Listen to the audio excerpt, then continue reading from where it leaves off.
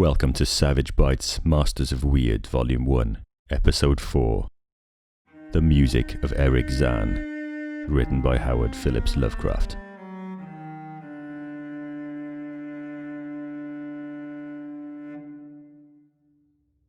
I have examined maps of the city with the greatest care, yet have never again found the Rue d'Orsay. These maps have not been modern maps alone, for I know that names change. I have, on the contrary, delved deeply into all the antiquities of the place, and have personally explored every region, of whatever name, which could possibly answer to the street I knew as the Rue d'Orsay. But despite all I have done, it remains a humiliating fact that I cannot find the house, the street, or even the locality where, during the last months of my impoverished life as a student of metaphysics at the university, I heard the music of Erich Zann. That my memory is broken, I do not wonder, for my health, physical and mental, was gravely disturbed throughout the period of my residence at the Rue d'Orsay, and I recall that I took none of my few acquaintances there. But that I cannot find the place again is both singular and perplexing, for it was within a half-hour's walk of the university, and was distinguished by peculiarities which could hardly be forgotten by anyone who had been there. I have never met a person who has seen the Rue d'Orsay. The Rue d'Orsay lay across a dark river bordered by precipitous, brick, blear-windowed warehouses, and spanned by a ponderous bridge of dark stone. It was always shadowy along that river, as if the smoke of neighbouring factories shut out the sun perpetually. The river was also odorous with evil stenches which I have never smelled elsewhere, and which may someday help me find it, since I should recognise them at once. Beyond the stone bridge were narrow, cobbled streets with rails, and then came the ascent, at first gradual, but incredibly steep as the Rue d'Orsay was reached. I have never seen another street as narrow and steep as the Rue d'Orsay. It was almost a cliff, closed to all vehicles, consisting in several places of flights of steps, and ending at the top in a lofty ivied wall. Its paving was irregular, sometimes stone slabs, sometimes cobblestones, and sometimes bare earth with struggling greenish-grey vegetation. The houses were tall and peak-roofed, incredibly old, and crazily leaning backward, forward and sideways. Occasionally an opposing pair, both leaning forward, almost met across the street like an arch, and certainly they kept most of the light from the ground below. There were a few overhead bridges from house to house across the street. The inhabitants of that street impressed me peculiarly. At first I thought it was because they were all silent and reticent, but later decided it was because they were all very old. I do not know how I came to live on such a street, but I was not myself when I moved there. I had been living in many poor places, always evicted for want of money, until at last I came upon that tottering house in the Rue d'Orsay, kept by the paralytic Blandot. It was the third house from the top of the street, and by far the tallest of them all. My room was on the 5th story, the only inhabited room there, since the house was almost empty. On the night I arrived I heard strange music from the peaked garret overhead, and the next day asked old Blandot about it. He told me it was an old German viol player, a strange dumb man who signed his name as Erich Zann, and who played evenings in a cheap theatre orchestra, adding that Zann's desire to play in the night after his return from the theatre was the reason he had chosen this lofty and isolated garret room, whose single gable window was the only point on the street from which one could look over the terminating wall at the declivity and the panorama beyond.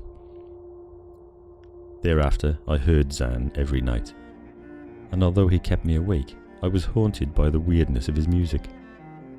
Knowing little of the art myself, I was yet certain that none of his harmonies had any relation to music I had heard before, and concluded that he was a composer of highly original genius. The longer I listened, the more I was fascinated, until, after a week, I resolved to make the old man's acquaintance. One night, as he was returning from his work, I intercepted Zann in the hallway, and told him that I would like to know him and be with him when he played. He was a small, lean, bent person, with shabby clothes, blue eyes, grotesque satyr-like face, and nearly bald head, and at my first words seemed both angered and frightened. My obvious friendliness, however, finally melted him, and he grudgingly motioned me to follow him up the dark, creaking and rickety attic stairs.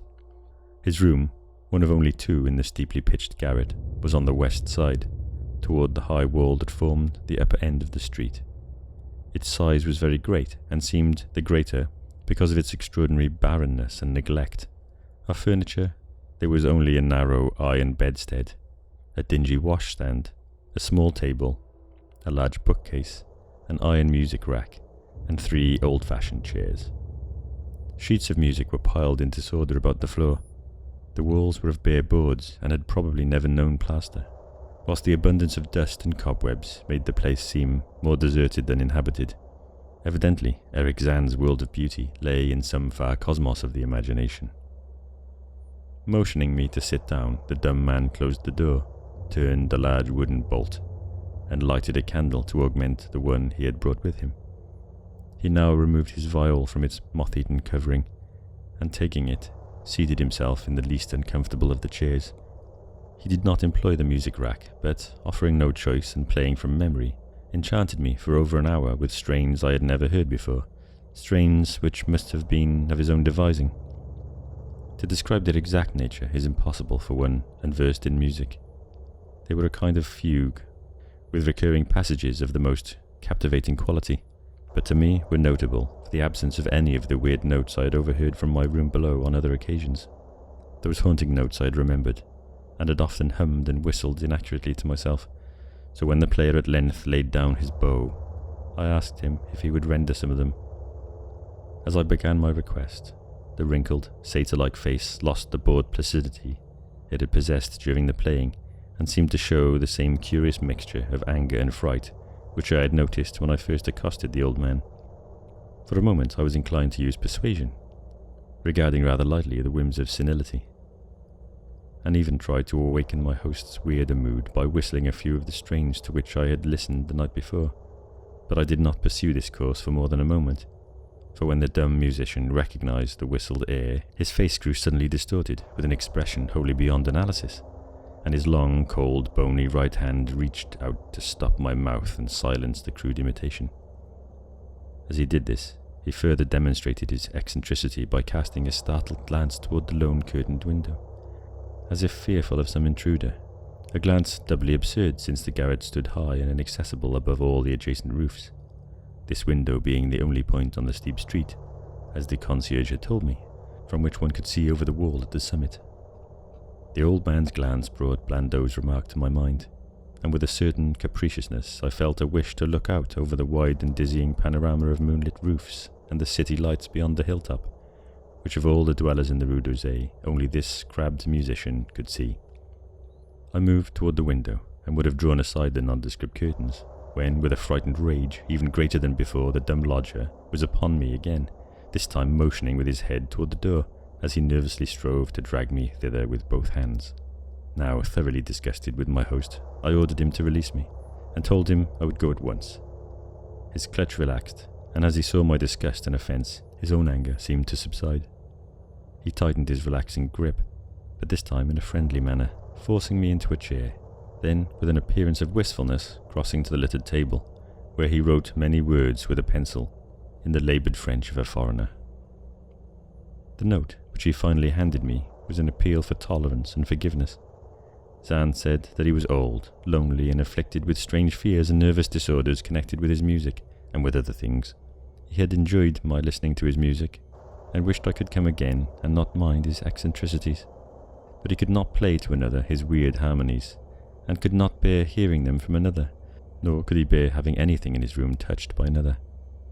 He had not known until our hallway conversation that I could overhear his playing in my room, and now asked me if I would arrange with Blandot to take a lower room where I could not hear him at night. He would, he wrote, defray the difference in rent. As I sat deciphering the execrable French, I felt more lenient toward the old man. He was a victim of physical and nervous suffering, as was I, and my metaphysical studies had taught me kindness. In the silence there came a slight sound from the window. The shutter must have rattled in the night wind, and for some reason I startled almost as violently as did Erich Zann. So when I had finished reading, I shook my host by the hand and departed as a friend. The next day, Blando gave me a more expensive room on the 3rd floor, between the apartments of an aged moneylender and the room of a respectable upholsterer. There was no one on the 4th floor. It was not long before I found that Erich Zann's eagerness for my company was not as great as it had seemed while he was persuading me to move down from the 5th floor. He did not ask me to call on him, and when I did call, he appeared uneasy and played listlessly. This was always at night. In the day he slept and would admit no one. My liking for him did not grow, though the attic room and the weird music seemed to hold an odd fascination for me. I had a curious desire to look out of that window, over the wall and down the unseen slope at the glittering roofs and spires which must lie outspread there. Once I went up to the garret during theatre hours when Zann was away, but the door was locked. What I did succeed in doing was to overhear the nocturnal playing of the dumb old man. At first I would tiptoe up to my old 5th floor. Then I grew bold enough to climb the last creaking staircase to the peaked garret. There, in the narrow hall, outside the bolted door with the covered keyhole, I often heard sounds which filled me with an indefinable dread, the dread of vague wonder and brooding mystery. It was not that the sounds were hideous, for they were not, but that they held vibrations suggesting nothing on this globe of earth, and that at certain intervals they assumed a symphonic quality which I could hardly conceive as produced by one player. Certainly Erich Zann was a genius of wild power. As the weeks passed, the playing grew wilder, whilst the old musician acquired an increasing haggardness and furtiveness pitiful to behold. He now refused to admit me at any time, and shunned me whenever we met on the stairs. Then one night, as I listened at the door, I heard the shrieking viol swell to a chaotic babble of sound, a pandemonium which would have led me to doubt my own shaking sanity had it not come from behind that bad portal, a piteous proof that the horror was real. The awful, inarticulate cry which only a mute can utter, and which rises only in moments of the most terrible fear or anguish. I knocked repeatedly at the door, but received no response. Afterward, I waited in the black hallway, shivering with cold and fear, till I heard the poor musician's feeble efforts to rise from the floor by the aid of a chair. Believing him just conscious after a fainting fit, I renewed my rapping, at the same time calling out my name reassuringly. I heard Zann stumble to the window and close both shutter and sash, then stumble back to the door, which he falteringly unfastened to admit me. This time, his delight at having me present was real, for his distorted face gleamed with relief, while he clutched at my coat as a child clutches at its mother's skirts. Shaking pathetically, the old man forced me into a chair, whilst he sank into another, beside which his viol and bow lay carelessly on the floor. He sat for some time inactive, nodding oddly, but having a paradoxical expression of intense and frightened listening. Subsequently, he seemed to be satisfied and crossed to a chair by the table, wrote a brief note, handed it to me, and returned to the table, where he began to write rapidly and incessantly. The note implored me, in the name of mercy, and for the sake of my own curiosity, to wait where I was while he prepared a full account in German of all the marvels and terrors which beset him. I waited, and the dumb man's pencil flew. It was perhaps an hour later, while I still waited, and while the old musician's feverishly written sheets still continued to pile up, that I saw Zann start, as from some hint of a horrible shock. Unmistakably, he was looking at the curtained window and listening shudderingly. Then I half fancied I heard a sound myself, though it was not a horrible sound, but rather an exquisitely low and infinitely distant musical note, suggesting a player in one of the neighbouring houses, or in some abode beyond the lofty wall over which I had never been able to look. Upon Zann the effect was terrible, for, dropping his pencil, he suddenly rose, seized his viol, and commenced to rend the night with the wildest playing I had ever heard from his bow, save when listening at the bad door. It would be useless to describe the playing of Erich Zann on that dreadful night. It was more horrible than anything I had ever overheard, because I could now see the expression of his face, and could realize that this time the motive was stark fear. He was trying to make a noise to ward something off, or drown something out. What? I could not imagine, awesome though I felt it must be. The playing grew fantastic, delirious and hysterical, yet kept to the last the qualities of supreme genius which I knew this strange old man possessed. I recognised the air. It was a wild Hungarian dance popular in the theatres, and I reflected for a moment that this was the first time I had ever heard Zann play the work of another composer. Louder and louder, wilder and wilder, mounted the shrieking and whining of that desperate viol. The player was dripping with an uncanny perspiration and twisted like a monkey, always looking frantically at the curtained window. In his frenzied strains I could almost see shadowy satyrs and bacchanals dancing and whirling insanely through seething abysses of cloud and smoke and lightning. And then I thought I heard a shriller, steadier note that was not from the viol, a calm, deliberate, purposeful, mocking note from far away in the west. At this juncture, the shutter began to rattle in a howling night wind which had sprung up outside, as if in answer to the mad playing within. Zann's screaming viol now outdid itself, emitting sounds I had never thought a viol could emit. The shutter rattled more loudly, unfastened, and commenced slamming against the window. Then the glass broke, shiveringly under the persistent impacts, and the chill wind rushed in, making the candles sputter and rustling the sheets of paper on the table, where Zann had begun to write out his horrible secret. I looked at Zann and saw that he was past conscious observation. His blue eyes were bulging, glassy and sightless, and the frantic playing had become a blind, mechanical, unrecognizable orgy that no pen could even suggest. A sudden gust, stronger than the others, caught up the manuscript and bore it toward the window. I followed the flying sheets in desperation, but they were gone before I reached the demolished panes. Then I remembered my old wish to gaze from this window, the only window in the Rue d'Orsay, from which one might see the slope beyond the wall, and the city outspread beneath. It was very dark, but the city lights always burned, and I expected to see them there amidst the rain and wind.